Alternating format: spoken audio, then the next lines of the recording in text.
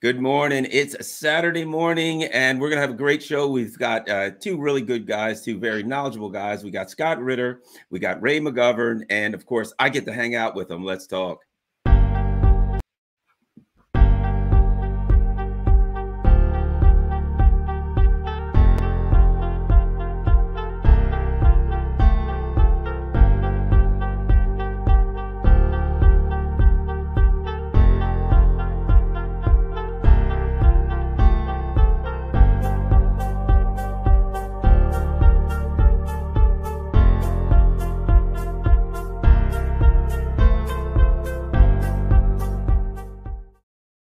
Good morning. We have two people that I consider two of the foremost international security analysts and experts in the world. Scott Ritter, he's a former U.S. Marine Corps intelligence officer and author of Scorpion King, America's Suicidal Embrace of Nuclear Weapons from FDR to Trump.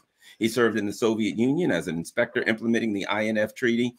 He served in General Schwarzkopf's staff during the Gulf War, and from 1991 to 1998 served as a chief weapons inspector with the UN in Iraq. Mr. Ritter currently writes on issues pertaining to international security, military affairs, Russia, and the Middle East, as well as arms control and non-proliferation. Follow him on Twitter at, well, never mind, that last part certainly changed, but follow him on Telegram, for God's sake. Ray McGovern is a former CIA analyst and co-founder of Veteran Intelligence Professionals for Sanity. He served as a CIA analyst for 27 years, from the administration of John F. Kennedy to that of George H.W. Bush. Ray's duties included chairing national intelligence estimates and preparing the president's daily brief, and he briefed one-on-one to President Ronald Reagan's 5 most senior international security advisors from 1981 to 1985. Strangely, when we were actually able to create the nuclear treaties that over the last several years we've been tossing to hell. Gentlemen, good morning and welcome to my humble YouTube show.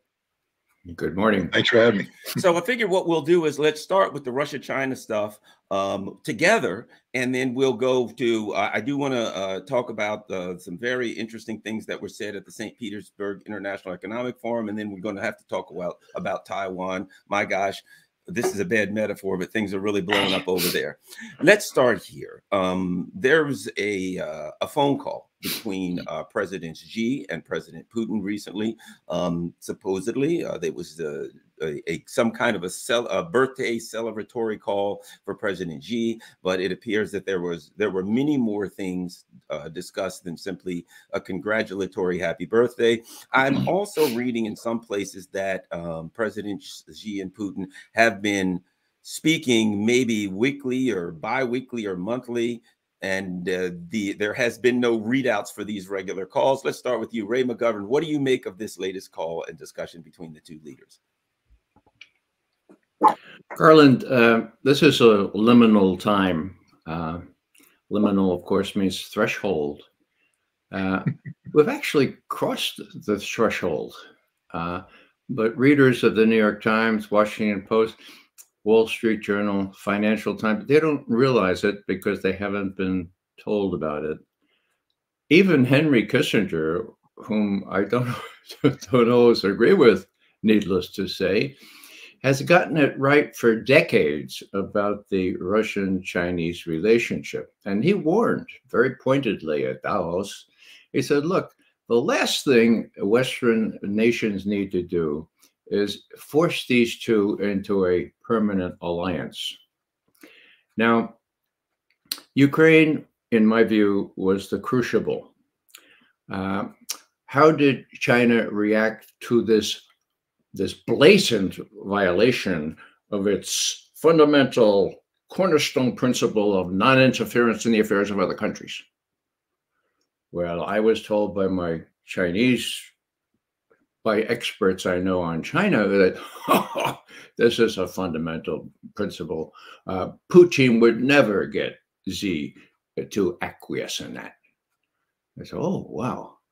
Well, that translated for me into the notion that, well, you know, Putin would probably be crazy to invade Ukraine unless he had somebody backing up, somebody big, okay? Somebody under a similar threat from the United States. And that's what misled me into thinking that Putin could get what he wanted without invading Ukraine. Wrong. it turns out that, well, put it this way, that China and President Xi kind of gave Putin a waiver on the principles of Westphalia, their core fundamental cornerstone principles, and said, they changed the formulation. That is, the Chinese did. They said, rather than Westphalia, they said, well, we judge each situation on its own merits, okay? And we decide things on their own merits. And we don't worry so much about, well, a waiver on Westphalia. And they supported Putin fully. And they still are, through reports of Russia losing and all that kind of stuff. They're doing a lot for Russia, a lot behind the scenes because they don't want to be hit by secondary sanctions. Now, what does this mean? Well, this means that as a way of kind of getting through to Western minds, Xi calls Putin on Xi's birthday. I don't know how much that means, but apparently it means a lot. What gives added meaning to it is it's just before the NATO summit convenes in Madrid, I think at the end of this month, right? So he's saying, look, we're bedrock. We're right behind you. We have this alliance that we've pretty much concluded on the 4th of February when you were in Beijing. And what I think happened there, I'll just say one other thing, is that Putin said, look, the West is not listening to us. The forces in southeastern Ukraine are about to move on our Russian-speaking neighbors and some of them Russian citizens. We may have to go into Ukraine. And my imagination of how Xi reacted to that was, you mean after the Olympics are over, right? And Putin, yeah, that's what I mean. Now, it doesn't have to be more of a nihil obstat, more of a tacit permission than that. Putin went ahead, and the proof is in the pudding. China is foursquare behind Russia at this point. And they're taking pains to demonstrate that. Witness this very cordial message from Xi on the 15th. So what does this all mean?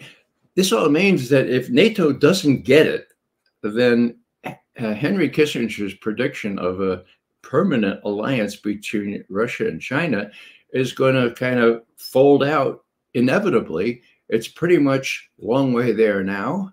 On trade, I'll just add this little statistic. When I was watching Sino-Soviet relations, let's go about 4 or 5 decades ago, okay? That was my primary portfolio. We used to say, wow, the trade turnover is $200 million a year. Guess what is approaching now? 200 billion with a B, okay? It's not there yet, but when these extra pipelines come in, it will be there. Now, I asked my son, who's a math expert teacher, actually, I said, well, what, that sounds like a lot.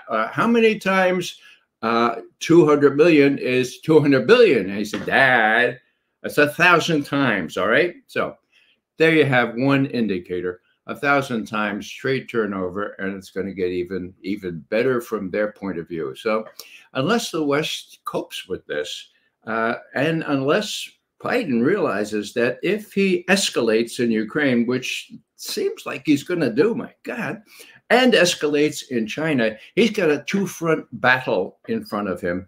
And Secretary Austin doesn't seem to know, he doesn't seem to realize this. I won't say anything more about the caliber of our leadership in defense and the State Department, and specifically in the economic sphere. They've really blown it, in my view. I've talked enough right now. Thanks very much for listening.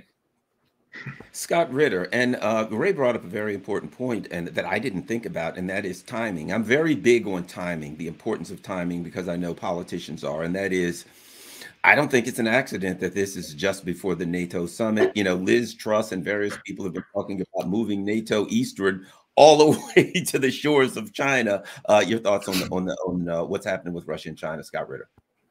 Well, I agree about timing. Let's look at a couple things. In the United States, we have a tendency to run our mouths and then try and put together capabilities to match the verbiage, meaning we talk first and then we're playing catch up. That's maybe that's a reflection of democracy, but we very rarely do we enter a discussion about resources and policy implementation with a well-defined, fully resourced, fully thought out plan.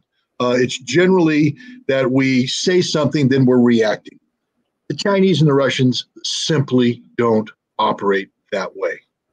They don't say something and then try and look around how they're going to do it.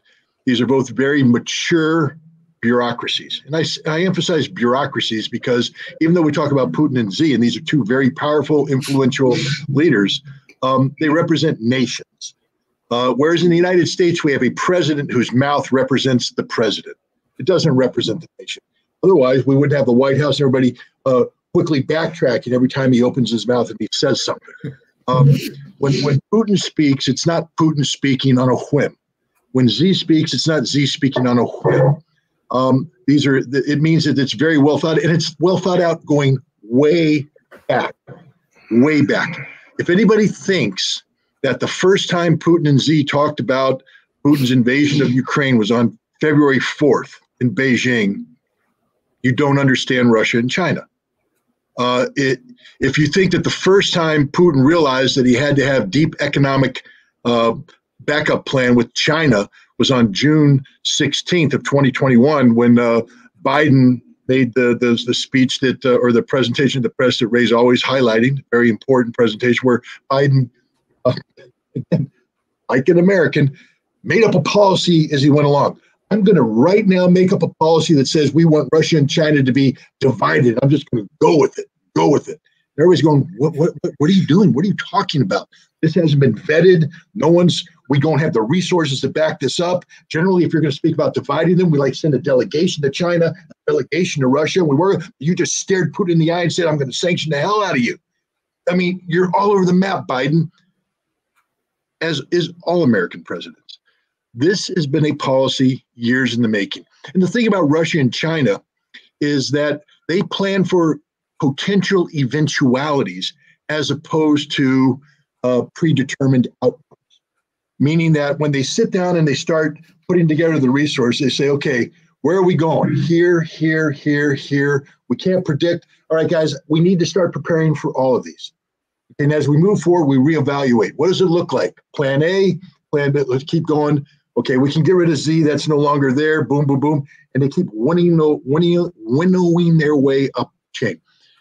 I would tell you that when Biden stared Putin in the eyes and promised serious economic consequences, that Putin went back, and I wasn't there, but just knowing what I think I know about Russia, they went ahead and wiped a lot of contingencies off the board. They said it's pure economic warfare. We need to prepare for them coming at us with everything they got. And right now, that means start picking up the phone, start calling the Indians, start calling the Pakistanis, start calling everybody. The Saudis on board with oil, everything lined up because we now know what's going to happen because Joe Biden was very kind in letting us know what was going to happen. So economic war became thing. But because the economic war is going to happen no matter what. No matter what. Even if Russia didn't invade Ukraine, it was going to happen because it was part of a pressure package. And the thing that made it easy for Putin to call Z is that Z sat there and said, well, they're doing the same thing to us. It's the same game plan. They're preparing to do that to us. So we're on the same side. But it gets even more than that because I always reference this, but I don't think Americans quite understand it. On January 28th of this year, the Chinese ambassador to the United States gave an interview to National Public Radio. And he said that if the United States continues to behave the way they are vis-a-vis China, war with America, between America and China is going to happen. Now, what's important about that is, one, you have a Chinese ambassador saying, we're going to go to war against you. That's never happened before, ever, ever. And he's saying it on American soil, to an American outlet. It's as clear as day that he's saying, please stop what you're doing, or else we're going to have to kick your butt. Because China, like Russia, doesn't enter these things half-cocked. If China's going to go to war, it's because they're ready to go to war on their terms, and they are going to win decisively. Or to quote their Minister of Defense, we are going to kick the smithereens out of you. But the other important thing is the date. That statement was made on January 28th.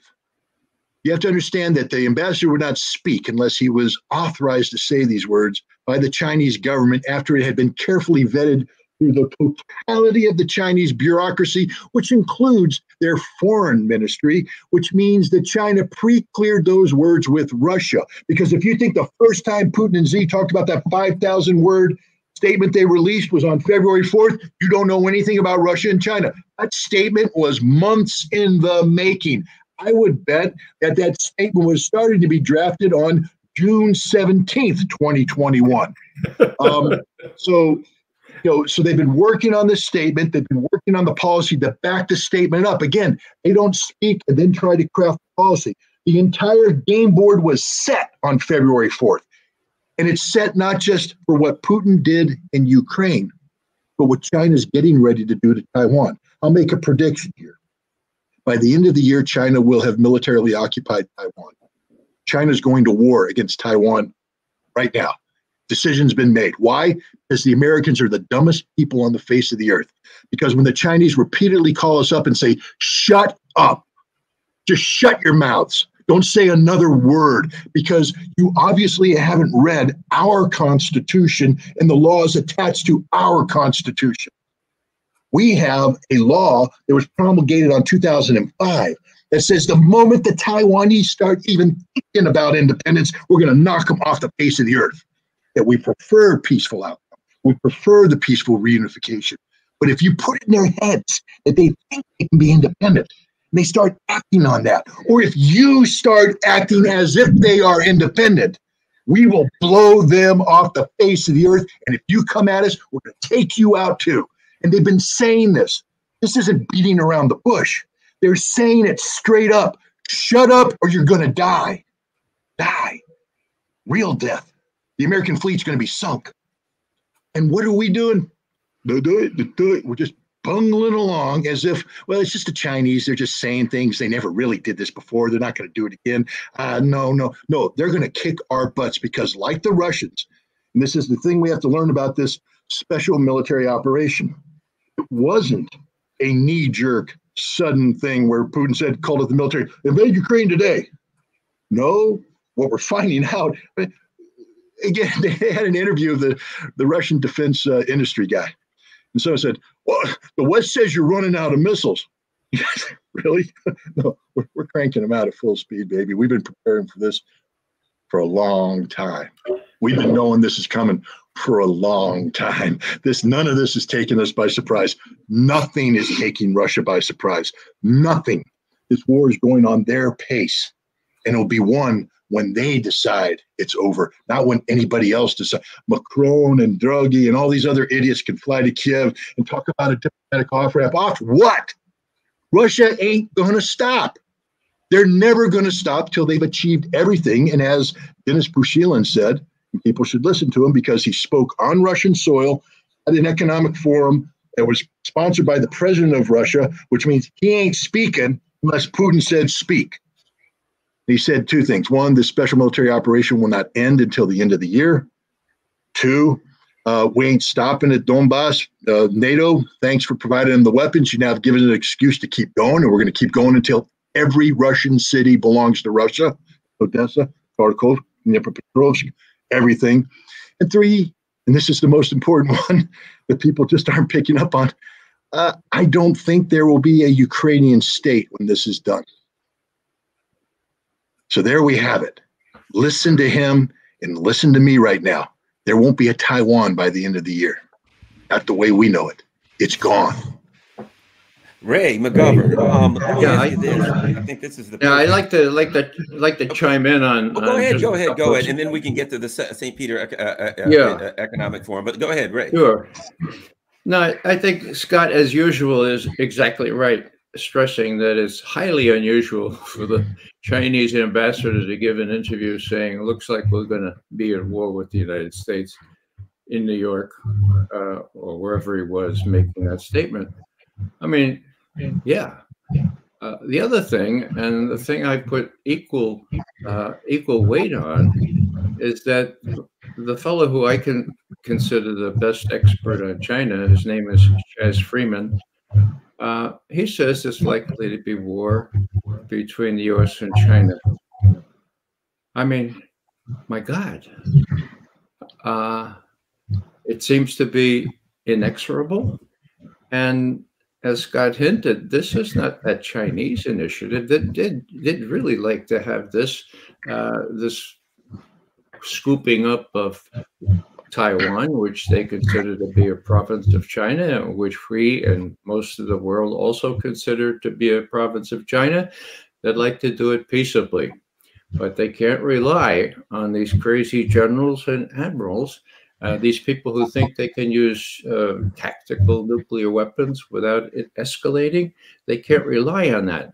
So, you know, when Chaz Freeman and others, John Mearsheimer is really worried about escalation in Ukraine and what that could mean.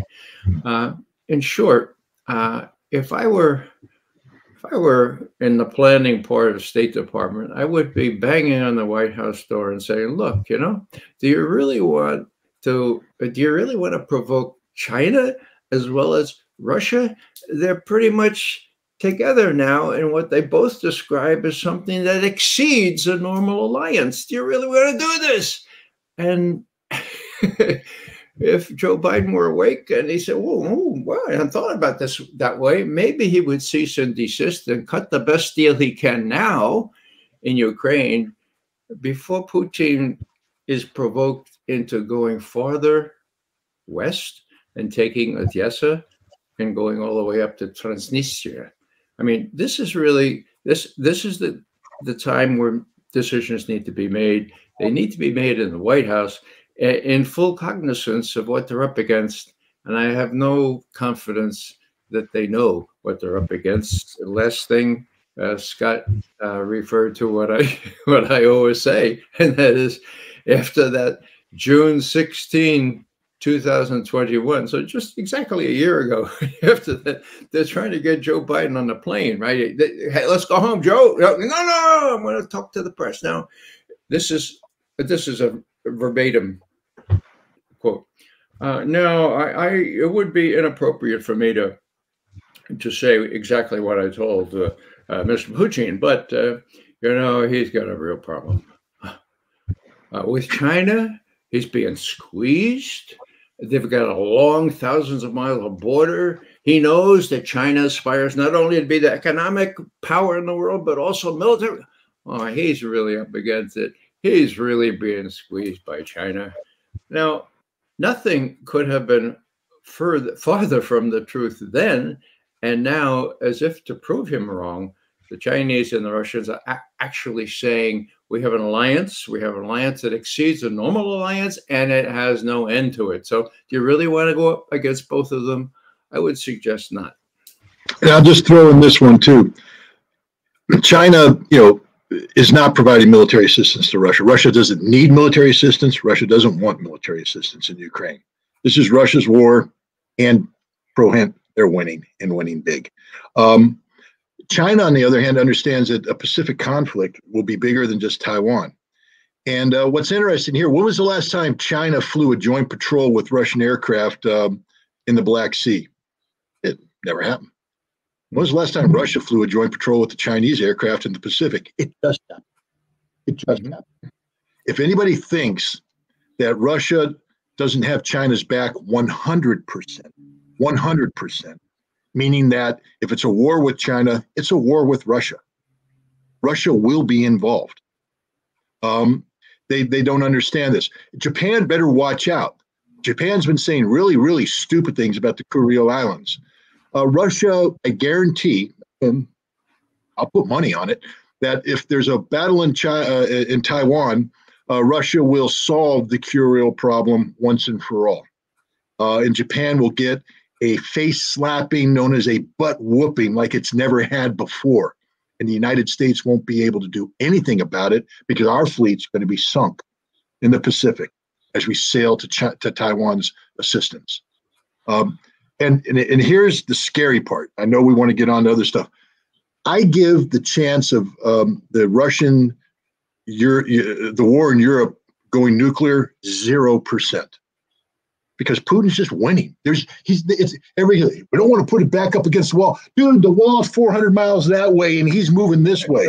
His back will never be up against the wall. He's beating you on every front. NATO is literally emptying its armories to support Ukraine, and it's just like throwing good money after bad. Russia's going to have, when this is done, about $20 billion worth of NATO's finest military equipment in its possession. Thank you, U.S. taxpayer. Thank you, French taxpayer.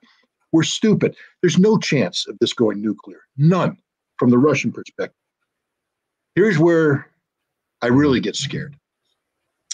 Because the United States isn't smart enough to keep the Pacific Fleet in port. We've never been that smart. And we're going to have to make a demonstration when China waxes the crap out of Taiwan, as they're getting ready to do. It will not even be close. The Taiwanese are not the Ukrainians. They can't fight.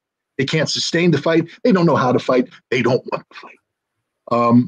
They will be slaughtered. It will be ugly. The Chinese are going to go indecisive. There will not be a special military operation. I think they're going to come in hard because they have to. This is an amphibious assault. Once you start an amphibious assault, a little bit about this, you got to come in with everything and just keep it going. You know what? We don't have an amphibious assault. And normally in military planning, you have this thing called the withdrawal, the retreat. You can't in an amphibious assault.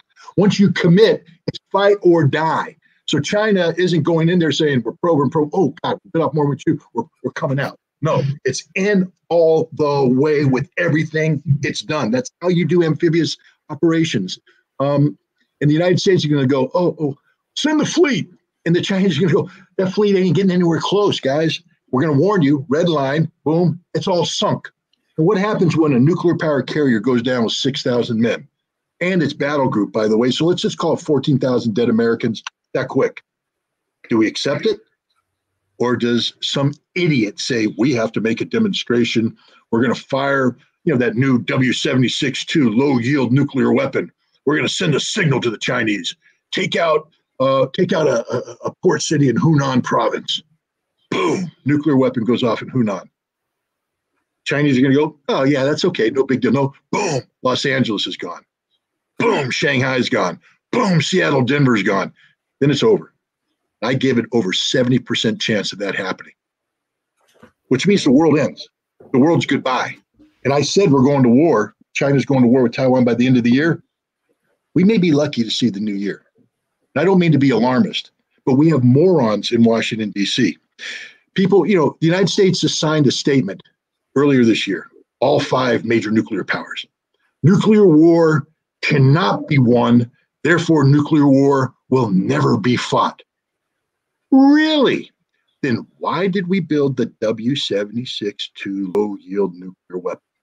Why did Mark Esper, when he was the Secretary of Defense, speaking on behalf of the nuclear policy of the United States, say that the purpose of this weapon is to give the President of the United States options when it comes to nuclear war so that we can fight and win a nuclear war? That's the Secretary of Defense of the United States speaking based upon a policy of the United States, which under Biden didn't change. Biden promised he was going to look at it. Biden didn't change a word. Nuclear posture is the exact same one that was in place when Esper said that. So we think initiate a nuclear strike to escalate, to de-escalate, to control this. And we can't. It's going to be all over. And if we're not talking about it now, and the reason why I'm bringing this up is this has to be part of the conversation now. It's too late once the nuke's gone off. We need Congress now to turn to the president and say, yes, Mr. President, Taiwan will never go nuclear, right? Right, Mr. President? Right? We need Lloyd Austin to say what Esper said is no longer valid. We don't plan to fight and win a nuclear conflict. A nuclear war can never be fought. Re-emphasizing that. No matter what happens, we will not go to nuclear. We need that conversation right now as a nation. or it's all over. Literally. I apologize, but I'd like to see 2023. My daughter's getting married that year. I'd like it to happen. Yeah, how about that? Ray McGovern. Yeah, just a couple of fine points here. I'm glad that I moved out of the Washington, D.C. area. Thanks for the warning, Scott. Now, most Americans don't know that Japan is still at war with Russia. Anybody not know that? There's no peace treaty. No peace treaty. And that's because Russia seized and I used to be expert in this, okay? I know the islands. Habamai, Shikotan, Yasurofu, and Kunashiri. How about that? 4 northern territories, they call them, under Russian control after the war, okay? Now, the Japanese are making strange sounds now. They're on the border of being irresponsible. And, the state of war still exists here.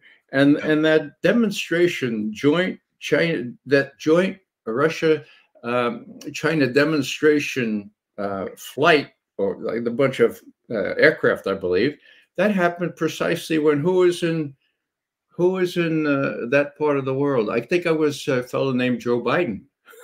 Hello, how more blatant can it be that these people are willing not only to advertise their capability, but to say, look, we warn you now, don't mess around with both of us. We're together on this. I would not put out of the area of possibility that there would be joint Chinese-Russian patrols in the Black Sea before we know it. That's when it. So, in other words, I agree with Scott completely about the emphasis on nuclear war. How can you have a defense minister saying we can fight and win it, and the principled position by all nuclear powers, no, there can never be one? I mean, I'm confused as an American. Can we win it or can we not win it? If what does Austin say? It would be nice, Scott, as you suggest, to get Austin on record as to whether he thinks we could win a nuclear war. Doubt he even knows we have a W-76-2 warhead loaded on Trident nuclear submarines. Sorry. Tell him. It's made by Raytheon. He's all for more of them. Let's go to Spieth. Let's start with Ray. Let's start with you. The Vladimir Putin spoke and said some interesting things. One of the things I think that that I've been hearing Lavrov talk about, that I've been hearing President Putin talk about, is this ain't just about Ukraine. This is about a new world order. I think Lavrov used the word fair world order. And they're saying, look, one unipolar, whatever you want to call it, hegemonic presence ain't going to run things no more. And President Putin said, that's over and it's not coming back. Ray, let's start with you. What do you think was important that came out of the SPEEF, the St. Petersburg International Economic Forum? Well, Putin did, so to speak, sing a requiem for the unipolar world. And he's done that before. This was pretty marked. He said, that's over. That's full by. That's gone. We have a new arrangement now, and the sooner that the West realizes this, the better. So that point was very well made. It happens to be true. We have an expression in the Bronx I won't use, but he talked about American exceptionalism, and he said, that's a big mistake too.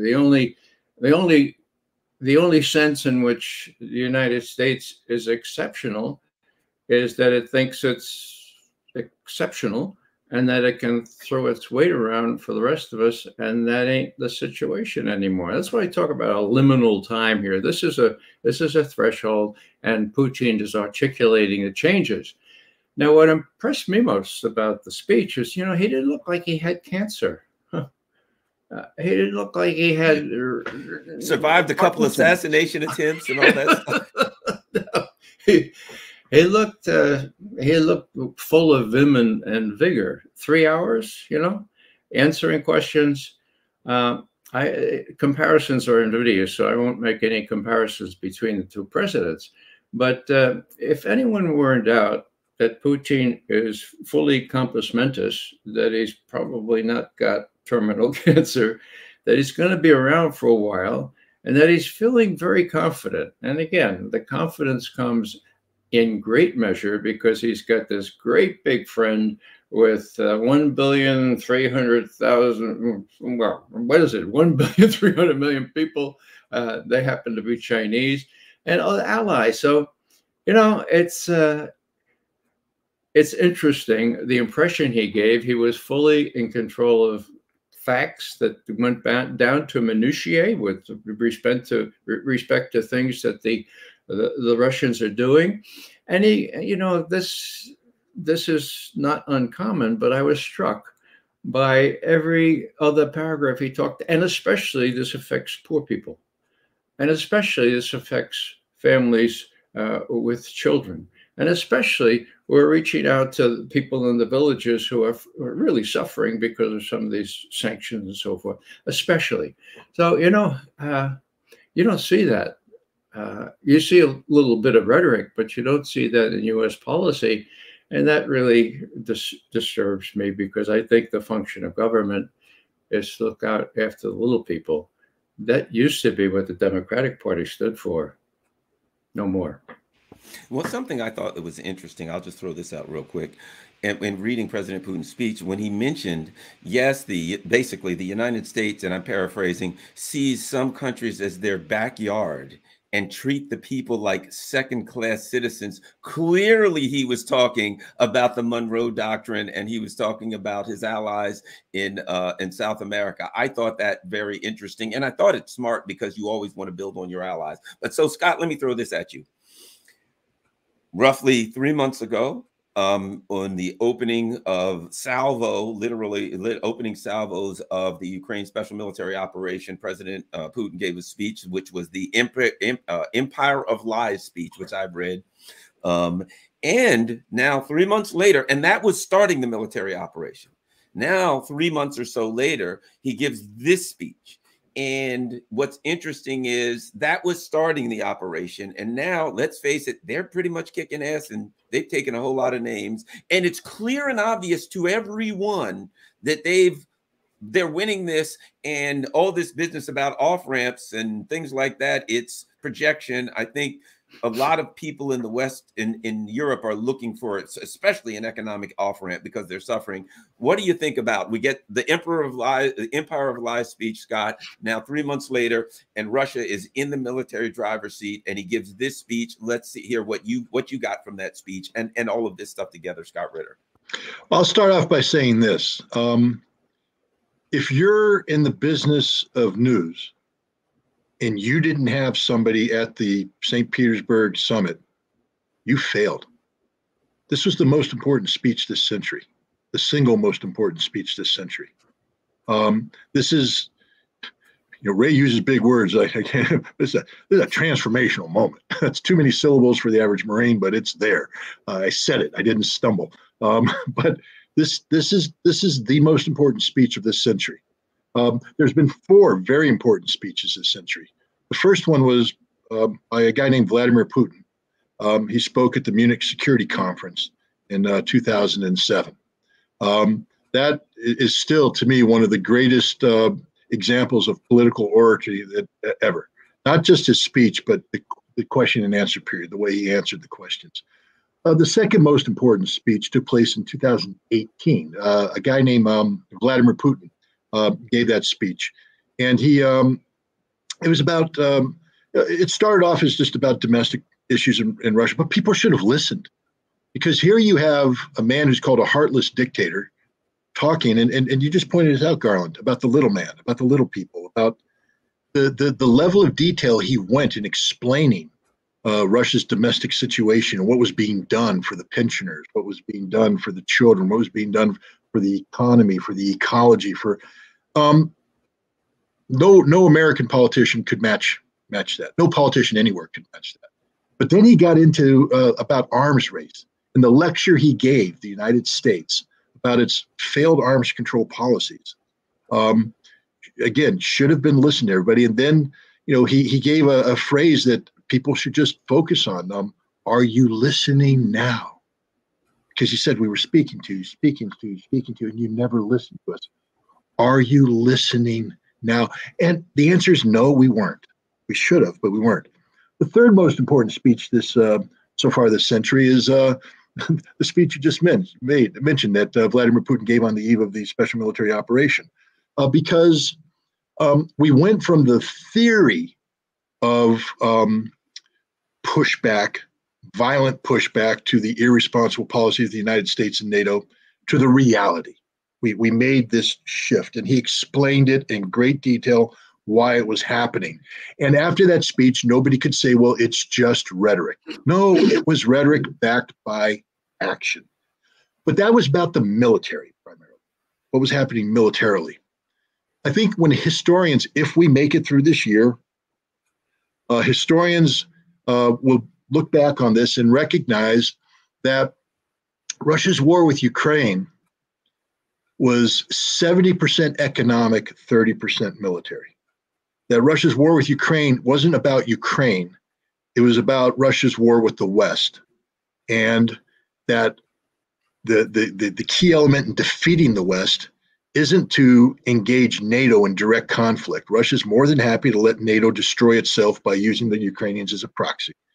It's engaging the West economically, the decisive divorce from the West. And now we have the St. Petersburg speech, which is a declaration of victory. It basically said, we won. And there's no debate. He's not trying to convince anybody. He didn't say, hey, I'd like to make a case and I want to know what you guys think about it. He said, we won. That's that way. That's called history. That's where the American unipolar world is. It's in the trash bin of history. We're now moving forward, and we will no longer consider America as a unipolar power. We will no longer engage with America as a unipolar power. America is one of many. It's a pathetic one of many. I've used this analogy elsewhere, but the world that we live in is, let's use King Arthur's Round Table as an example. It's a round table. Why? Because everybody is equal. There's no corners. There's no head of the table. We're all equal, except we're not. Because one of those chairs is just a little bit higher. And when all the knights of the round table come into the room, they come in through the same door. Hey, after you, Sir Christian. No, you, Lancelot. Oh, yeah. And they come in together as equals. But the king comes through the side door. And the king sits in a chair a little bit higher. And he's got Excalibur. It's different. America has always been treated as the king. Always been treated as the man sitting on the higher chair, holding the bigger sword. Putin just said, no, the throne's gone. That door's shut, locked, boom, Excalibur's tossed. You got to come in through the door with the rest of us. And because you got body odor, bad dental health, and everything else, we don't want you coming in next to me. You come in later. We don't treat you like you want to be treated. You're no longer what you thought you were. It's over. Finished. What's happening now, and Putin laid it out, is a new world order based upon the rule of law, not rules dictated by a unilateral dictator, the United States. Quit talking about America as a democratic nation. Hell, we don't even function as a democracy here at home. We aspire to, but we don't. But when we speak about how we interact with the rest of the world, it's never been as a democracy. It's always been as a dictator. We dictate to the world the terms of our coexistence. Those days are over. America will never dictate to anyone again, because to dictate means you speak, people listen, and actions occur. We can speak all we want. Madmen speak in padded rooms. And that's what Joe Biden has become, a madman speaking in a padded room. No one is listening to him. No one will take action from him. Europe is about to go down harder than it's ever gone down before. The Russians didn't just shut off Nord Stream 1 with one of the best. I mean, you can't tell me the Russians don't have a sense of humor, because they do. I mean, hey guys, we got to shut down Nord Stream 1. We think it's not working. It really is. But we think it's not working, but we need spare parts from Siemens, that German company, but they can't give them to us because you sanctioned us. So, oh no, this hurts. This hurts me to do this. Ouch. But guys, that Nord Stream 2 pipeline sure looks pretty good. You just turn it on, we could get that gas flowing through there. So the Russians have a great sense of humor. Scott, they just shut down the Turk Stream. I didn't know that. Yeah, they shut down TurkStream today. So the Turks are going, what the hell? The Bulgarians are going, what? Everybody who thought they were getting that nice cheap gas coming through the TurkStream, no, they ain't got no gas. And the Russians said, it's not because we are sanctioned. You know, this isn't counter-sanctioning. We just need to shut it down for maintenance. Maintenance is a lot more difficult now that we have these sanctions and things don't work. It's got to be safety. We got to do safety checks. But we're going to shut it down now just so you understand what the hell's about to happen to you come fall. Because if you guys continue to play this stupid game, you play stupid games, you get stupid consequences. And that's what's happening right now. Everything about Europe is falling apart. You know, they had that last month, I think it was, and I've had this debate with so-called energy experts and so-called Russian experts. No, these are people who simply parrot the party line. They're not experts in anything. No, Scott, the Europeans, they're going into renewables, man. They don't need that Russian. They're renewables. They just had a meeting. They all talked about it. 210 billion euros, renewables, transformative. Europe doesn't work. All they have is a PowerPoint. They don't have a plan. They have a PowerPoint with an arrow, and they've got people talking with hot air. But the reality is the European economy is shutting down as we speak. They don't have 210 billion euros to invest in anything. Renewables, Germany's going to be reopening every black smoke belching coal plant they have because that's their only option out of this mess. There is no renewable plan. There is no plan. Europe's got nothing. They're fighting for survival. And the Russians are still taking it easy on them. Putin made it clear that when this is done, all those who are not on the right side of this new world order, you're in the trash bin with the Americans. And he called the Europeans out. He said, you're no longer sovereign states. You're little more than actors taking orders from your master. And we don't deal with actors. Ray, a couple of things to throw in. One of the things that I think is interesting, St. Petersburg International Economic Forum, but one of the things that I think is interesting that has been announced around the same time is a new G8, an expanded BRICS that includes Mexico, Turkey, Mexico on the U.S. border, Turkey, a member of NATO, India, China, Russia. This is a very, very powerful economic group with major markets, so they can amongst themselves trade and make big money. Your thoughts on the St. Petersburg International Economic Forum, the new the G8, all of this stuff together, Ray McGovern? Well, this is a unipolarity of falling apart as we speak. In other words, economic reality dictates that a lot of these people figure out how to make their country work. And it's not going to be under a NATO umbrella. What confuses me is how utterly, well, I won't say stupid, I'll just say that these are political hacks in charge of Western Europe, Eastern Europe especially. Why did the heads of France, Germany, Italy, and Romania, of all places, go to Kiev on Wednesday to talk to Zelensky? Now, the worst interpretation, in my view, would be, is how much more arms do you want? And how much do you need?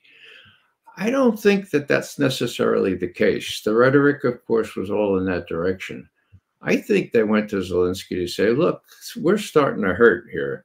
Those Russians are being real mean to us, like Scott explained. Do you think maybe it's time to start talking to the Russians and see if you can stop them from going all the way to Odessa? Do you think it might be time? And I think that there are people in Washington who might be smart enough to have approved that kind of overture.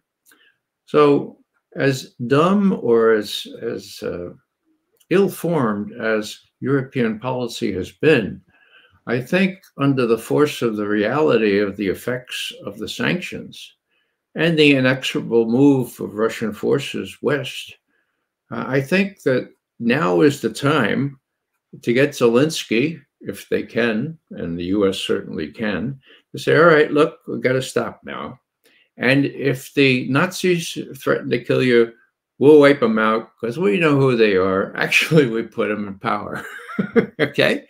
So this is the chance. This is kind of a last chance, it seems to me, because if the alternative is true, and that's what most people think is going to happen, more and more expensive and long-range weaponry going into Ukraine, then I think Putin will be tempted to go all the way. When I mean all the way to Moldavia, through Transnistria, and then, yeah, it's not going to be good because that's a long border or a long armistice line to defend. So I just hope that people come to their senses now, and that Biden not be informed exclusively by what he needs to do before the midterm election in November, be real strong, face down the Russians, come to his senses with the help of Europeans who are hurting much more than us, and do a deal, because a deal would, among other things, and this is important, of course,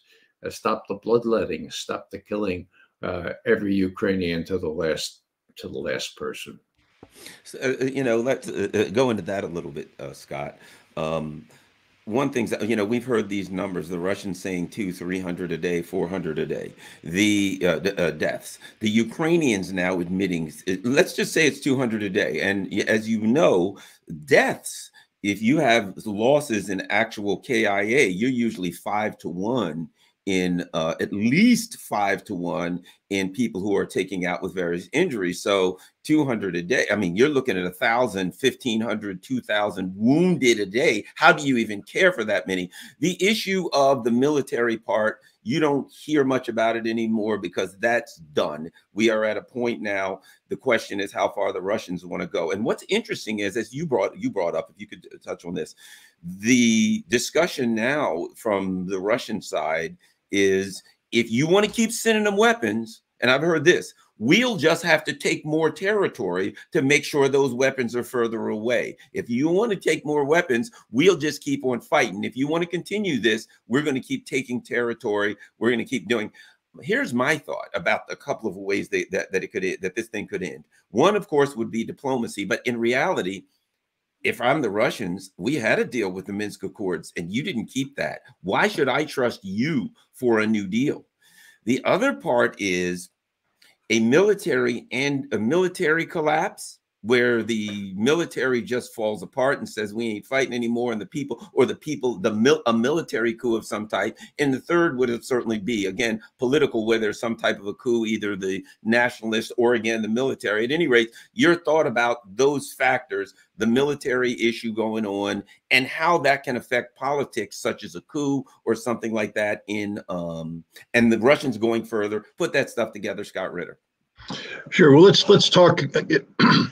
Ray, kudos to you for believing in diplomacy and the potential of diplomacy.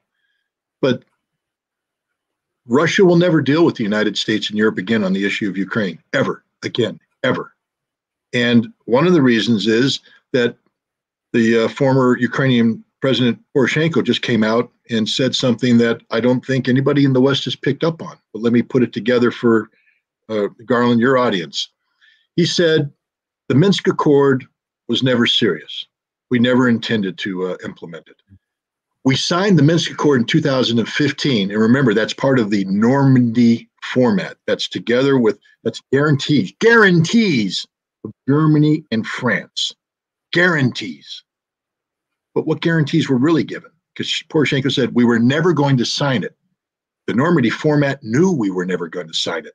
The purpose of it was to buy time so NATO could build our military so that we could retake Crimea and solidify the Donbass. Now, you'll say, well, that's just Poroshenko talking. I mean, he's the president of Ukraine, but I mean, we can't condemn NATO. There has to be, in order for intent to be there, you have to have action taken. I will put up as exhibit number 1 in my trial of NATO a slide put out by the United States Department of Defense bragging about how since 2015, the United States had trained 5 battalions a year of the Ukrainian army to NATO standards. And then there's this nice arrow so that we can send them here, that's the Donbass, for what purpose? To kill Russians. 5 battalions a year starting 2015. 5, 2016, 10, 17, 15, 18, 20, 19, 25, we go on. That's a hell of a lot of battalions that NATO is trained for the sole purpose of killing Russians. And what's allowing this to happen? The Russians buying into the notion that maybe if we can just get Minsk solidified and finalized, this fighting will end. The fighting was never going to end, ever. NATO was a party to this. That's why when Macron and Schultz show up in Kiev saying things, you can never believe them again, ever. They're all liars, every single one, and the Russians know it. This isn't just one of those standard diplomatic lies. This is a lie that's directly attached to 14,000 Russian dead during the time of the fighting from 2015 to 2022, and however many dead are dying now. The Ukrainians are shelling the city of Donetsk. It's so bad that even the West has to say this is a blatant war crime, a blatant war crime. So nobody will ever trust. Russia will never trust the West. There is not going to be a diplomatic solution. Ray, unfortunately, Russia is going to Transnistria. Why? Because Russia can't afford to leave 450,000 pro-Russian, many of whom are Russian, people trapped in a little enclave surrounded by Ukraine, Moldova, Romania. They can't afford that. They can't trust the West to behave responsibly anymore. Russia is in it for Russia. They're in it to protect the Russians. That's why Odessa, the city that started this all when the Nazis came in and burned almost 50 Russians to death, and that triggered their onslaught onto the Donbass, it will become Russian again. It will fall. There will be a solid band of Russia. It is going to happen. It is happening as we speak. There will be no diplomatic off-ramp. Russia is negotiating with no one.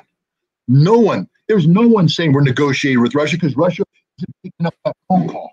They don't care. You can have that conversation all yourself. Again, it's a madman speaking to himself in a padded room. That's what NATO has become, just like Joe Biden. But here's the other thing. Denis Pushilin said, and we need to listen to what he said, Ukraine will not survive this as a nation state. Russia's already accepted the fact that it's over for Ukraine. Zelensky hasn't realized it yet, but he lost his country. All these people will say, we're going to pour in weapons so the Ukrainians can carry on. No, they've lost their army. Why? Russia said so. Well, Russia's not talking to you. They don't care. They're doing it. They're in the business of making it happen. And it isn't just pie in the sky talking. Come on, man. They're slaughtering these people on the front lines. You know, we talk about the 4 European leaders, but then we had Mr. Brexit come in right afterwards, Boris Johnson. And he said something amazing just to show you how out of touch these European leaders are. We're going to allow the Ukrainians to send 10,000 troops to England every 120 days. We're going to train them to NATO standards. 10,000. We train them 120 days. Hey, Boris, I'm a Marine. I'm not very good at math. Ray, your son might want to check my numbers here. But it seems to me that the Ukrainians are losing 10,000 guys every 2 weeks. And 120 days is 4 months. You're automatically behind the power curve. Let's just assume that you front load the system with 10,000 magically trained, British trained Ukrainians. They're gone in 2 weeks. There's still 3.5 months left before you come up with the other 10,000. The math doesn't work. Nothing works with what NATO's doing. It's 100% garbage rhetoric. Unfortunately, it's attached to the deaths. And no longer am I going to say tens of thousands. The deaths of over 100,000 Ukrainian soldiers. The Russians have come out and said one of the problems with the Ukrainian statistics, and see the amazing thing about when you advance, you do things like you capture headquarters and you capture the the documents in the headquarters, because Ukrainians are either dead or they retreated. They left it there. And the Russians are going through the documents right now. They're saying, wow, so you guys are reporting 100 dead, but there's 600 missing too. You're underreporting the missing. Why? Remember that we talked about Ukraine being the most corrupt nation on the face of the earth? They're underreporting their casualties. So one, they don't have to pay death benefits. They're missing in action. And two, they still collect their salaries. And the salaries come to the Ukrainian commanders who are busily putting it offshore. And here's where the American taxpayer should get really pissed off. We're paying the salaries. We're doing this. So we're giving the Ukrainians money that should be used to pay their soldiers, but the Ukrainians know that they're dying at rates unbelievable. They can't admit it, so they write the majority of their deaths off as missing. Now the Ukrainian government doesn't have to pay death benefits, and the salaries that keep coming in don't go to dead men, they go to the pockets. We're making this happen. We suck as a country. We literally do. And any American citizen, listen, you suck too, because you're letting it happen. Vote these people out of office. We got an election coming on. Anybody who voted for that, anybody who voted for this Lend-Lease Act, get them out of office right now. Get people in there who understand that, one, American taxpayer money is best spent for the American taxpayer. And two, anytime we have a policy that's about allowing 100,000 plus people to die for no reason, that's bad policy. And the people who come up with that policy and support that policy shouldn't be voted in either. We have to clean house. Clean house. Scott, we're going to go to Ray. One thing I do want to add, Ray, too, and Scott makes a good point, because this is what I've been feeling. I know you got a lot to say, but somewhere in there, if you could respond to this also, and that is, I felt like this. Before Petro Poroshenko came out and said, that the Minsk Accords were a fraud so they could build, it was like the old saying about diplomacy is the idea of saying nice doggy until you can find a rock, that's what the Minsk Accords were. And if I'm the Russians, I say, when you say to me, hey, we want a deal, I'm saying we had a deal. You broke that one. No more deals. I will take what I can get and I will hold it. Old-fashioned military. You take turf and you hold that turf. But at any rate, Ray, I know you got a lot to say. Your go. Ray McGovern. Well, Scott mentioned elections, and that's the supreme reality right now. Biden and the Democratic Party are in deep trouble. November is just a couple months away. Vladimir Putin has pointed out more than once that U.S. foreign and military policy is determined by, well, the way he put it was it's hostage to U.S. domestic politics. So this is hard. This is a dilemma. What is Biden going to do when his advisors finally tell him, look, we're losing? That is, our puppets in Ukraine are losing. You have some residual influence over Zelensky. Maybe you ought to try to get him to make a deal. Now, Scott knows a lot more than I do about the military situation, but just looking at a map, and thinking that if there's a rump Ukraine left to the west of the Dnieper River, well, that's still within range of wreaking havoc on Russian-occupied or Greater Russia that results after this war. So I don't know whether Putin really wants to go all the way to Moldavia, or whether he would make a deal if the deal was good enough right now, so that Biden wouldn't be tempted to even more than he's doing. So we're going to have to see whether Biden comes to his senses, or whether his military perhaps say, look, we got not only Russia, but we got China now. They're both really pissed off at us. They can do a lot of havoc. Let's see if we can tamp down things on the Western Front, make it not all quiet, but at least quiet enough to do a deal. I wouldn't rule out a deal that favors the Russians very much, but preserves the concept of Ukraine that is a Western Ukraine, and that might agree under circumstances not to fire artillery into the Donbass or even the southern part of Ukraine that's now occupied by Russia. That would be my hope. Otherwise, if the elections mean everything to the Democrats, they're going to do some foolhardy things. And even though the Russians can prevail on the ground, it's it's going to be very difficult for not only Biden but NATO to stand around and watch all this happen. That's my input on that. Scott will know much more about the military situation and the capability of Russia not only to occupy all that part of the southern Ukraine, but to defend it for the longer term. There's no defense. There's no defense.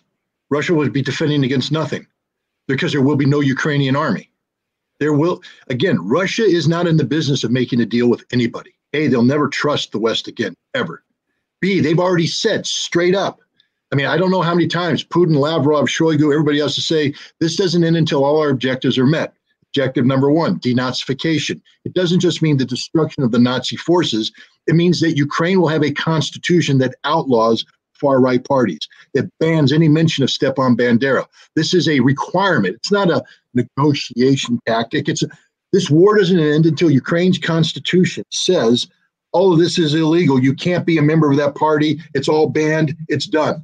So, okay, now demilitarization.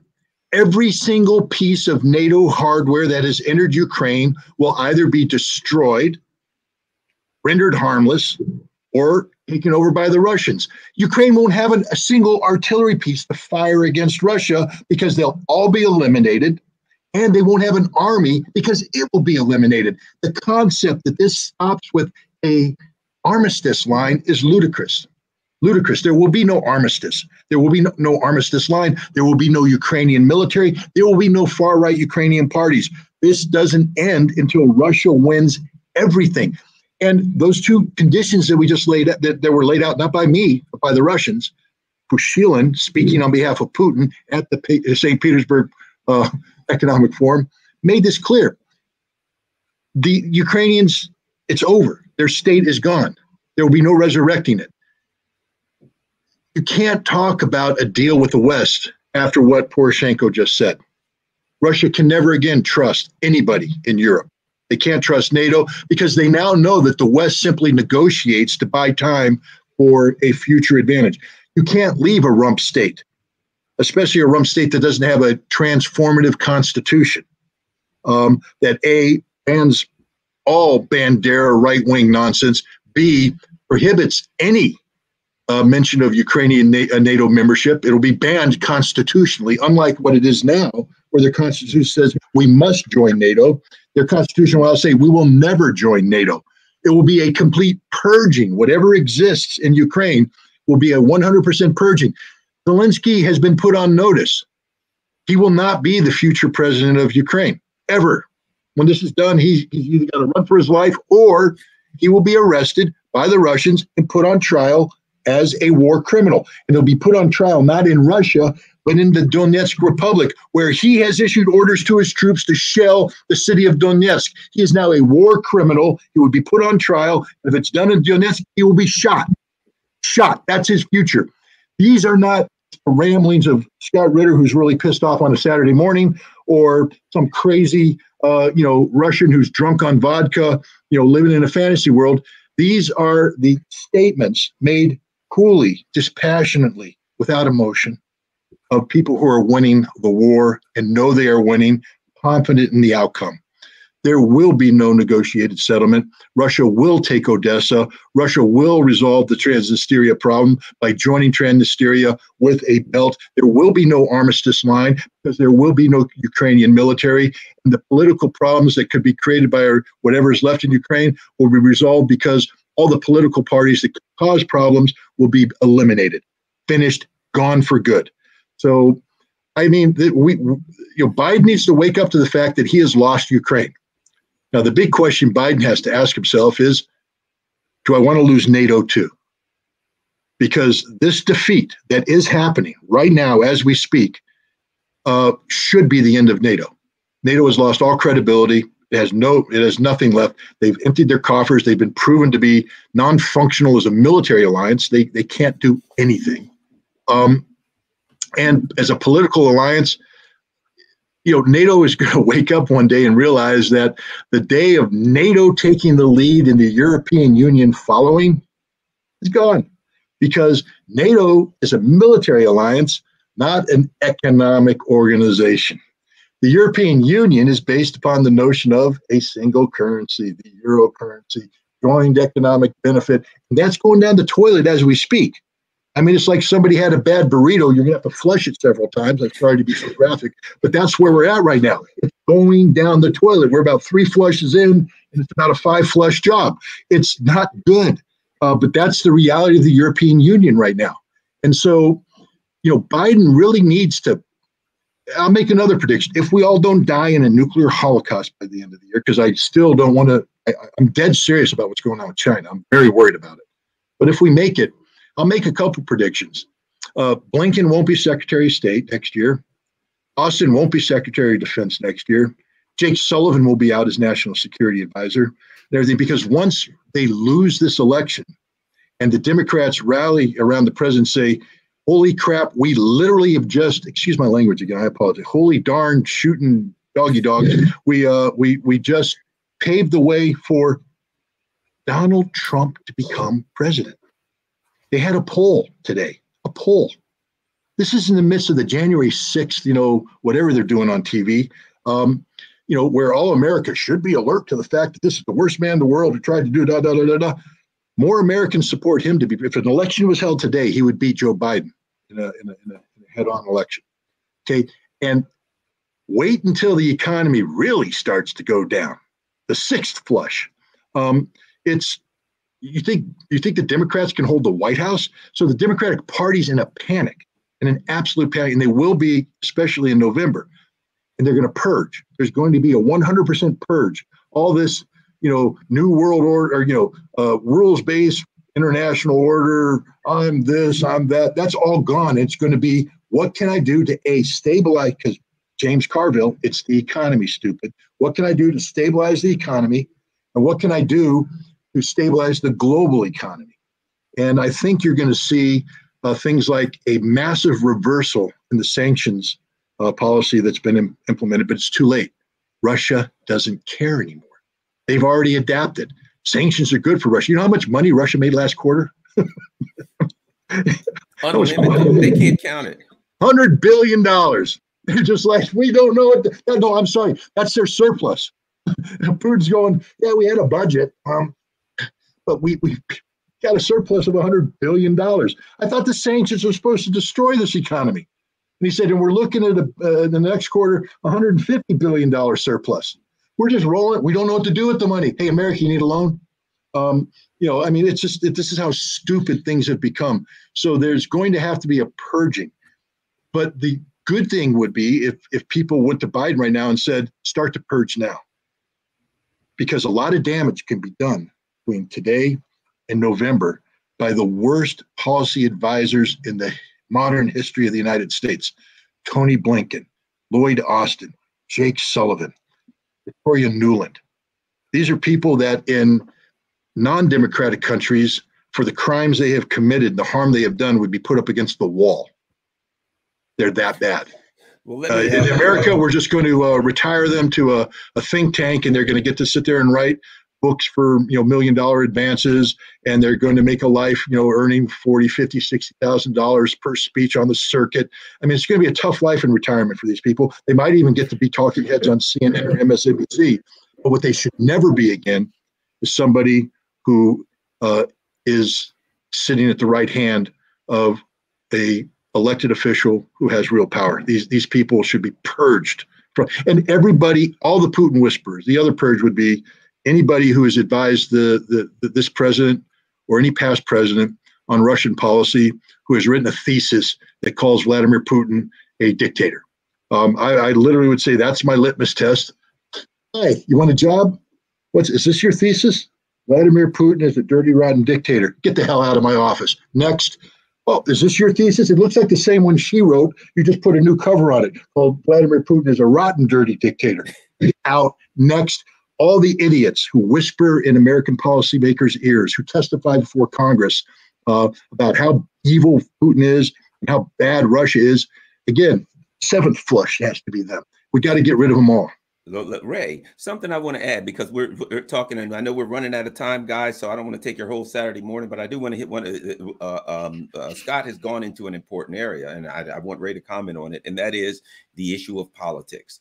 I believe initially when I saw that, the Russians said, you know, we're having some problems and we're going to have to cut your gas back.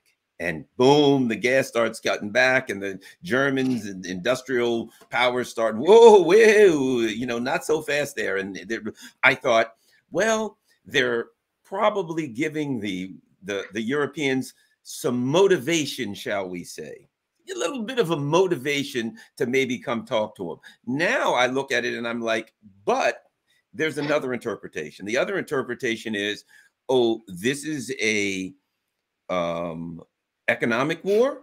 You punch, I can punch. Here's a punch. And here's the thing. Putin is a martial artist. As a person who has taken martial arts myself, I know there's certain ways of thinking. What did he say? If I see a fight's coming, I'm going to strike first, right?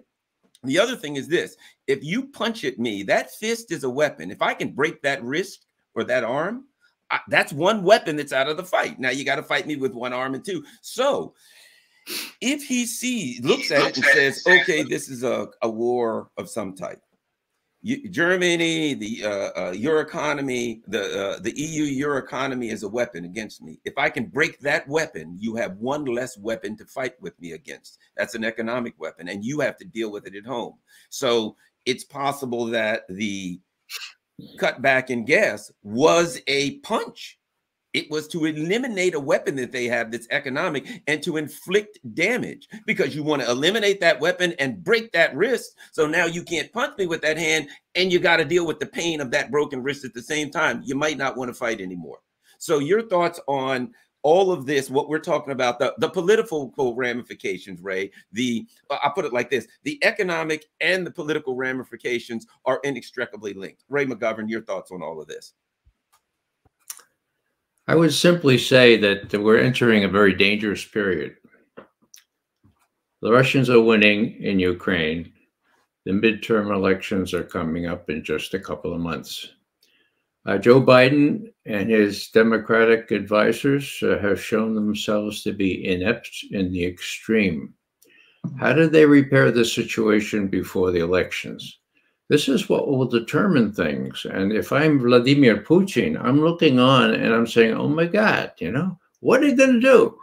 What are they going to do to be seen as being strong against Russia? And what I fear is that either in the East with China or in the West, NATO and Russia, there's going to be some sort of demonstration of strength, so to speak, and this could fly off the handle, so to speak. So, what I'm saying is that what Biden decides to do now, and I think Scott is right in saying that he should jettison these people now and say, "Oh, I was badly advised, and this is what we're going to do: work out an arrangement." It really depends on whether Putin thinks that it would be a good thing to stop now or to keep going. Oh, Scott says he's convinced that Putin will keep going. But if the deal is such that it really just simply recognizes the defeat of Zelensky and his crew, and the Nazis are not going to come back, and there can be some sort of guarantees for that, then yeah, it won't be like Minsk. It'll be much stronger. And the Russians will be able to maybe take 3/4 of a loaf rather than the whole loaf before the elections, so as not to prompt Biden to do something really stupid.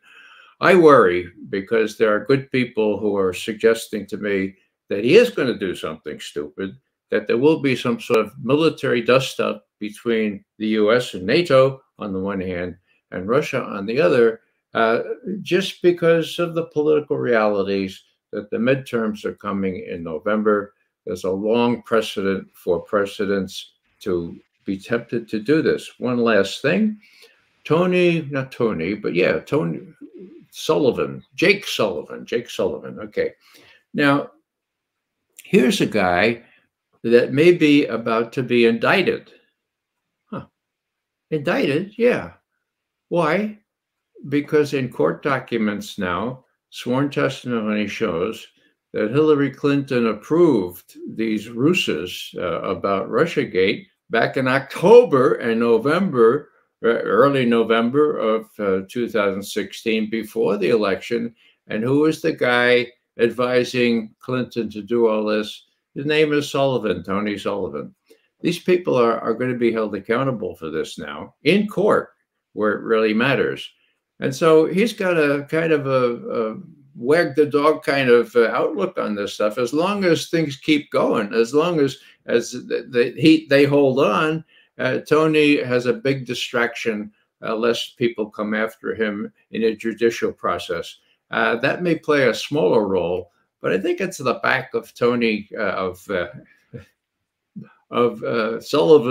Jake Sullivan's mind, and the others are kind of in on it too. So they want to keep the pot boiling, and they don't want to appear weak. And so I fear for what they might be prompted to do in an electoral way, in a purely basic political way before the election. And I think more important, Putin fears that too. If you guys, I know we've over, do you guys have time for one more question? Yeah. Okay. Sure. And I think it's political, because as long as it's not a question in 10 parts. No, it's very important, and you'll see right away. You know, just when you think things can't get any worse, I got to bring up Iran. These lunatics in the Biden administration, they maybe we'll get away with not nuclear war within Europe. God knows what's going to happen in Taiwan. That's pretty horrifying. However, they're not going to get back in the JCPOA. That's clear. They never really were going to do that. You've got Russia in Syria. You've got the Israelis stepping up bombing in Syria. Meanwhile, the Russians are saying, we're sick and tired of it. And now I'm reading all over the place, they're letting this out, this leak, that the US and Israel have been working together, coordinating these attacks on Syria. And the US and Israel have been doing these mock exercises of attacking Iran. So meanwhile, these lunatics are pushing instability and potential military conflict in the Middle East. And that could be the hot spot where they say, you know, we don't want to go toe-to-toe with the Russians on their border. We'll get clobbered there. But they don't have a lot of firepower in Syria. Maybe we can create some miscreant activity there and get away with it. So let's talk about the hot spot in the Middle East. Each of you guys, start with you, Scott Ritter. Well, let's just start off with the fact that what happened at the IAEA, the resolution issued by the Board of Governors, was a deliberate act that was perpetrated by France, Germany, and Great Britain.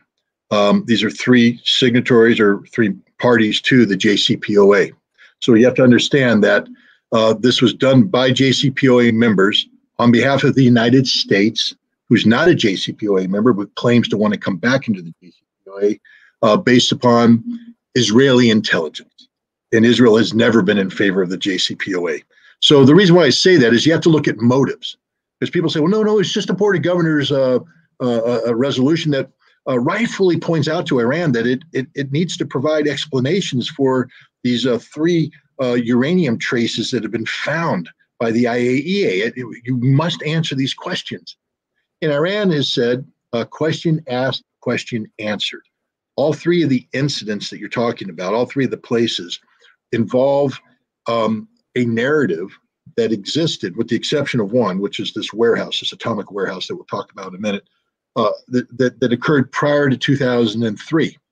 All of them were part of what was called the alleged studies documents, was the first round of Israeli disinformation leaked to the IAEA, and they were all resolved in December of 2015 as part of the IAEA's investigation into possible military dimensions of Iran's civil nuclear program. This closure of that file was a precondition to moving on to the JCPOA. So Israel is literally digging up fresh dirt. Now, the Israeli intelligence is supposedly based upon this wonderful raid done by the Mossad in January of 2018, where over 200 Iranians working for the Israelis broke into an atomic warehouse, and they seized 55,000 pages of documents or files and CDs and all this stuff and left. And here's the proof. The problem is a lot of the material that they presented, Ali Hainonen, who's no friend of Iran, used to be a deputy director general of the IAEA running the inspections in Iran, looked at it and said, I've seen this all before. This is the stuff you tried to give us back in 2004, that we resolved this. It's all old information. The United States knows this. Everybody knows this. So the decision to go forward with this, knowing what Iran would do, because this initiates a process that destroys the JCPOA's guarantees to Iran that the Security Council will not be engaged in this. Because in 2023, there's something, I forget the name of it, but it's basically when the JCPOA automatically, in October 2023, automatically eliminates that the Security Council remains seized of this, meaning the file is removed permanently from the Security Council. This will happen automatically. So all Iran needs to do is run out the clock for that time, and then they get what they want. Because after that point, everything else becomes moot. Well, we can't allow that to happen. So we are creating a narrative. We now have the Board of Governors resolution, and this will clear the way for it to be presented to the Security Council. And Iran said, we are not playing this game ever again. So what did Iran do? They unplugged 27 or 29 cameras that were monitoring sites that aren't dealing with Iran's safeguard agreements, but with the additional protocol linked to the JCPOA. And by doing this, there was a deal cut earlier this year that said, okay, even though the IAEA can't have access to this data from the cameras, you're going to record it and keep it in a file so that when we come back to the JCPOA, we have seamless verification. Because prior to this, Iran had never been found to be in violation of the JCPOA. And they now, with the monitoring data, you would have seamless. You could come back in, look at all the camera data and say, yep, they did everything. It all matches. Yep, good. We're good to go. Let's rock. By pulling the cameras, you've just created a verification gap. It's over. It's done. The JCPOA is finished. Because once you create a verification gap, they'll never get back to square one. There will always be doubts. So Iran deliberately pulled the plug on the JCPOA. Why would Iran do this? Because they don't trust the West anymore. They don't trust anything about America. They don't trust anything about the European members. And they have two new friends called Russia and China. And now the question is, what is America going to do about this? Because you mentioned this joint exercise. Chariot of Fire, I think was the name of the exercise, run earlier this month or in late May. A month-long exercise of Israel's ability to deal with the consequences of a war with Iran. And it finished with a week-long fake attack on Iran. Want to know what the results of Chariot of Fire were? The Israelis aren't going to admit it, but we know what the result is. Why? Because Israel just made a move. They're talking about, because Europe's like, we're going to buy Israeli gas. We're going to buy Israeli gas. We're going to buy Israeli gas to replace. So Israel just made a move to go into Lebanese sovereign territory and steal their gas. It's part of, they say that's our gas field. And Hezbollah just came out and went, let me release this little video here. These are all the weapons we got. Remember the ones you're bombing Damascus to prevent us from getting? We got them. And they're very accurate. And we have a lot of them. And we're going to sink all of your ships because this is the missile that's going to do it. And you know what this missile could do. And we're going to destroy all of your airfields because this missile is going to do it. And you know we could do it. And we're going to kill all your people if you do this. And what did the Israeli Minister of Defense do? Back down. Why? Because when Israel war gamed the fight with Hezbollah, they lost. They lost. When Israel war gamed a fight with Hezbollah that had Gaza going up, they lost big time.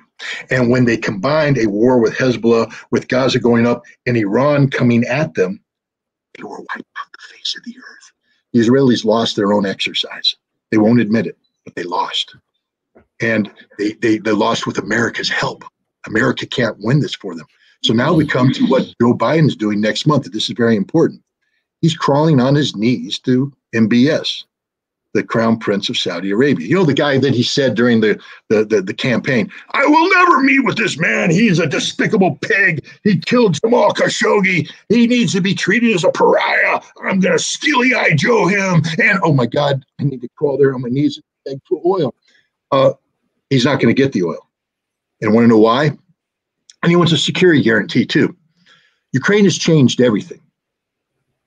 Saudi Arabia has in the past been America's little compliant boy. I'm using the right word. I didn't want to use another word, but there's another word that begins with E. And they have done whatever America wants in terms of increasing oil, decreasing oil, to the benefit of the United States, not to the benefit of Saudi Arabia. The only benefit Saudi Arabia got was America's security guarantees. We lost every war we fought in the Middle East over the last 20 years, and we have retreated. We're gone. We're finished. We're out. We went to Europe, but if we wanted to leave Europe and go to the Pacific, but we're stuck in Europe, we now have a fight brewing in the Pacific. We got nothing left in the Middle East. We're trying to create this European, this NATO-like Middle East thing, except all the oil producers are going, you know, we're doing pretty good with the Russians and the Chinese. You know that $100 billion windfall that Russia's got? Saudi Arabia's got one too. So does every one of the Gulf Arab states. They're making more money than they've ever made in their lives. Now, Biden's going to come in and say, we need you to stop making money. And they're going to say, well, what do we get out of it? Nothing. We need you to build an alliance that goes to war with Iran. So that if we go to war with Iran, Iran will destroy all of our oil fields, the thing that helps us make money.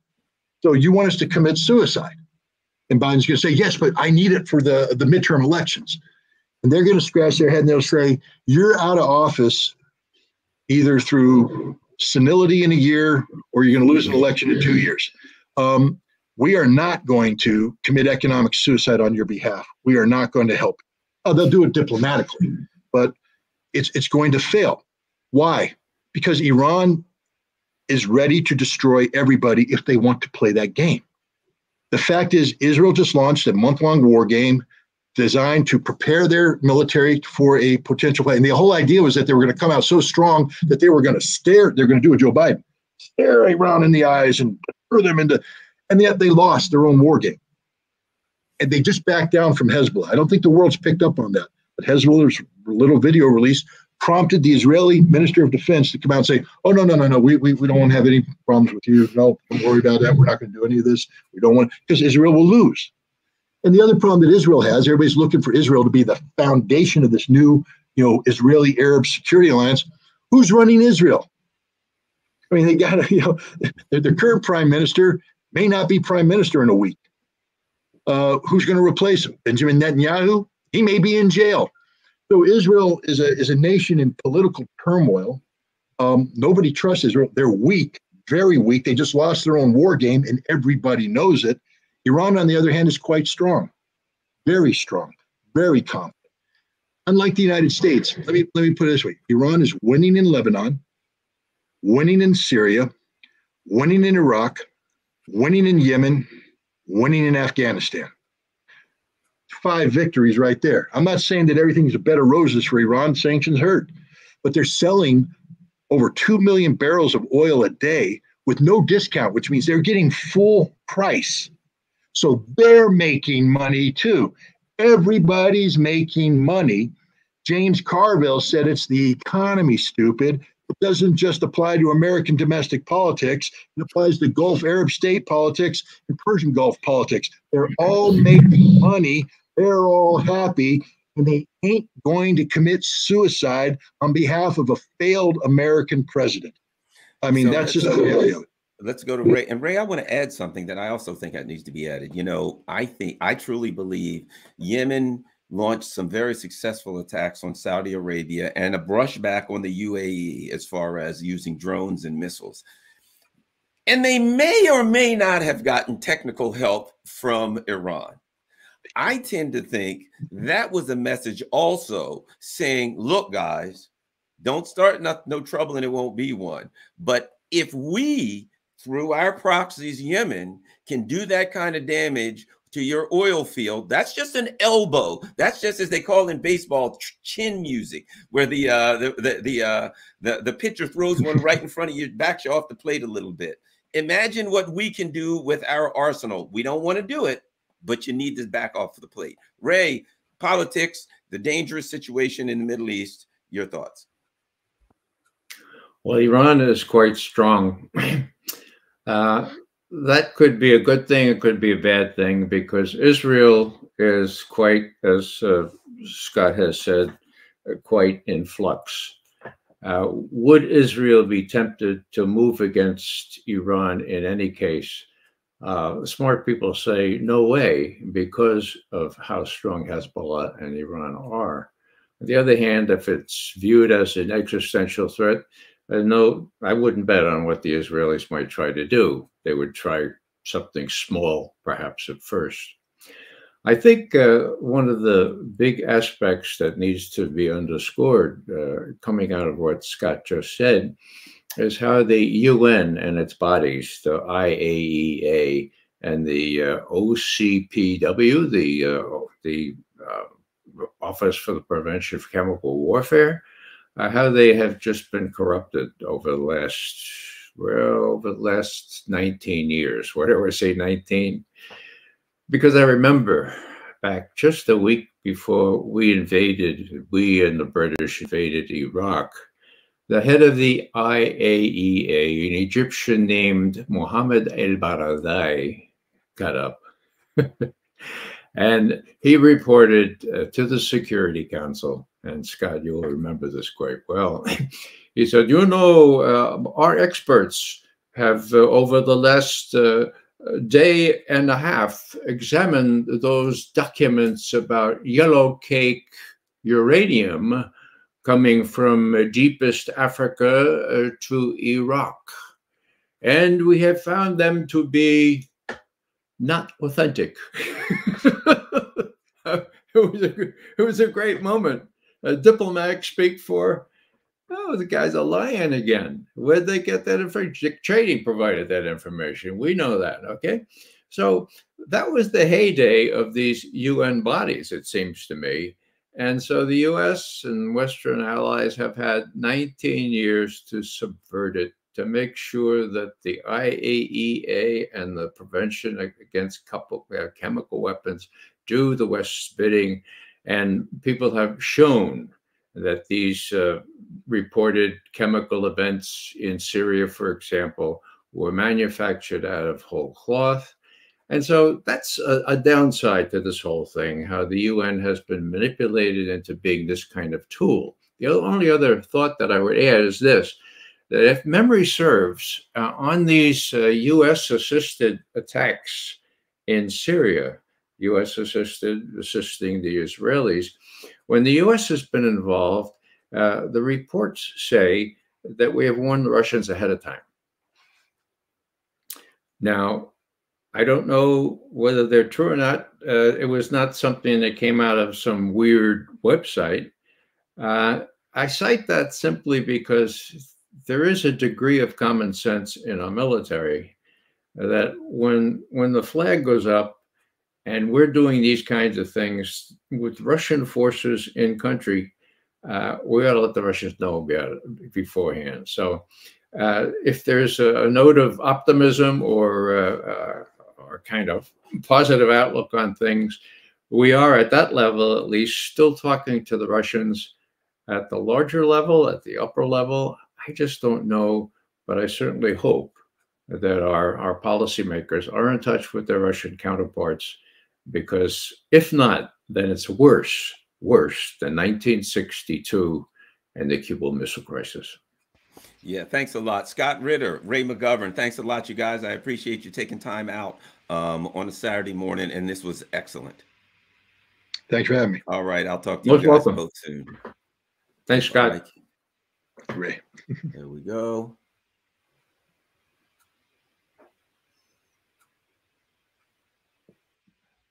All righty, and we will remove. There we go. So look, a couple of things before I go. I want to thank everybody. Just so you know, you can follow me on Twitter at Garland Nixon. I have a Patreon page for those who are able to, become a part of my Patreon community and help keep the channel going. PayPal is my email address, garlandin@gmail.com. I think my PayPal name is like @Garland1, but whatever. You can find me on PayPal. Make sure that everyone goes to my Rockfin page. because you know, at any given time they could toss me off of YouTube. I appreciate everyone who has done super chats, and the people on Rockfin. That's the thing I love about Rockfin. You can do tips over there, rockfin.com/Garland Nixon. So please become a member.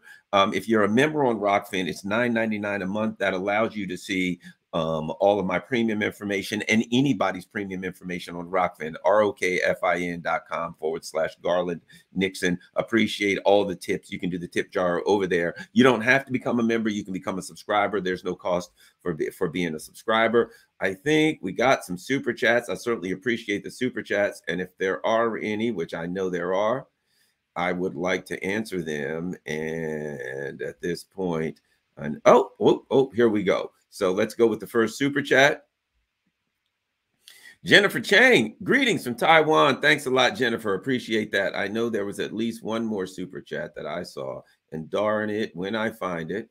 Oh, here's a couple more super chats. How about this?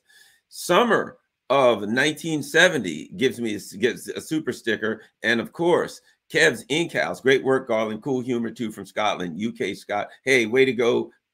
Everyone in Scotland, certainly appreciate that. Appreciate all of the super chats. A lot of people have helped keep the channel going. So thanks a lot. I'm looking to see if there are any new ones.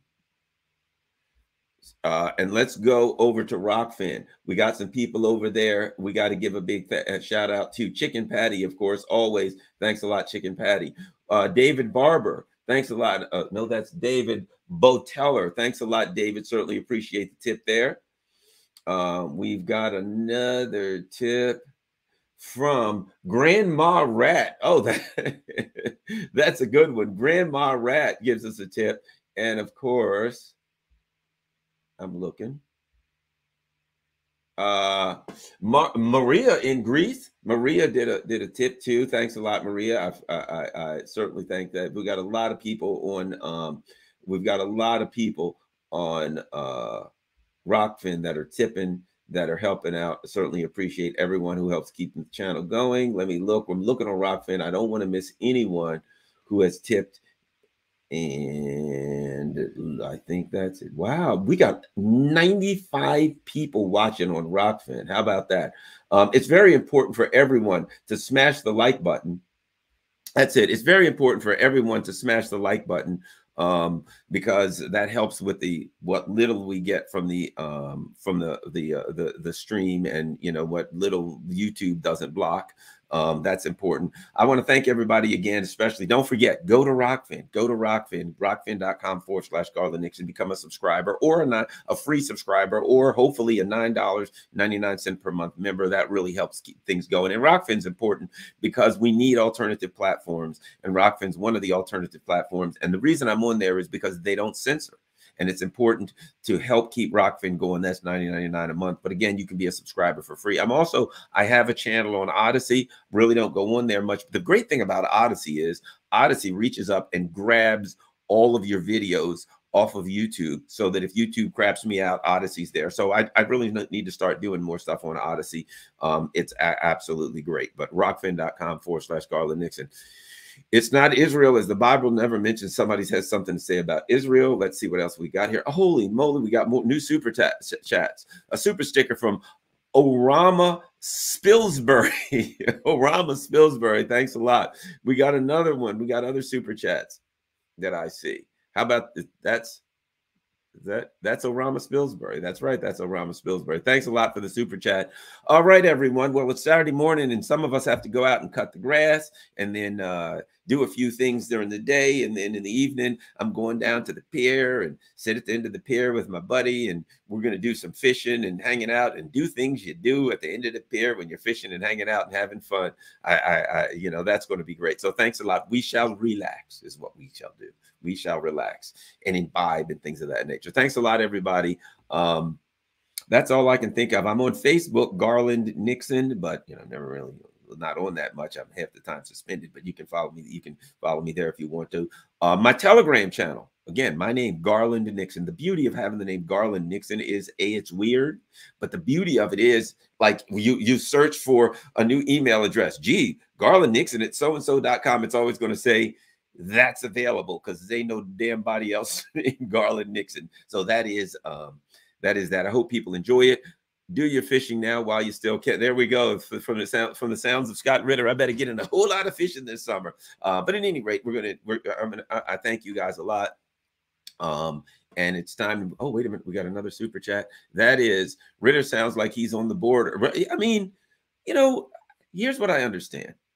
He's like me. You know, we got family members, we got, you know, children, we got loved ones. And, you know, the idea that the Brandon administration would risk the life of every human being on earth it's pretty horrifying. It's terrifying. I mean, what I say is this is the most dangerous administration, and I go with both parties, the most dangerous administration, not in the history of America, but in the history of the world. They've gone from, yay, we're going to confront these little countries to we're going to confront nuclear powers. Nuclear powers.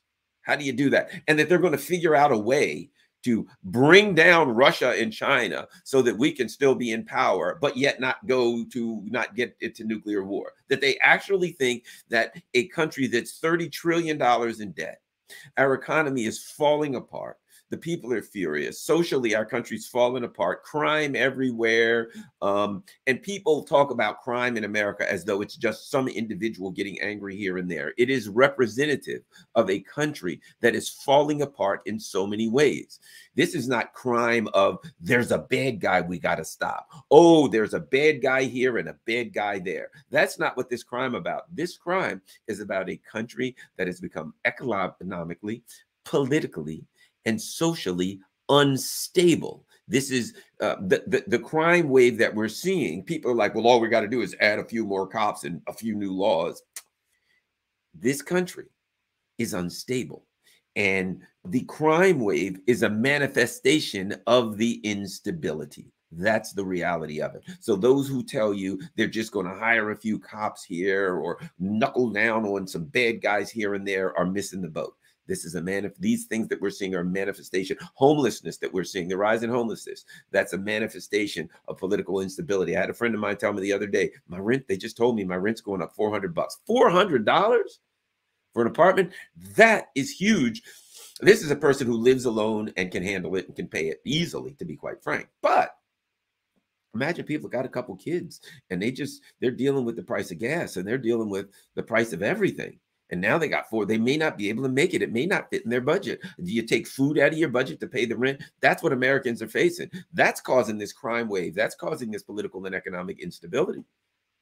And that's manifesting itself in a number of ways. I want to thank everyone. You know, if you're new, if you're watching this on Twitter, go to Garland, Rockfin, ROKFIN.com/Garland Nixon. Watch it there, and you can tip there. You can become a member if you make sure you become.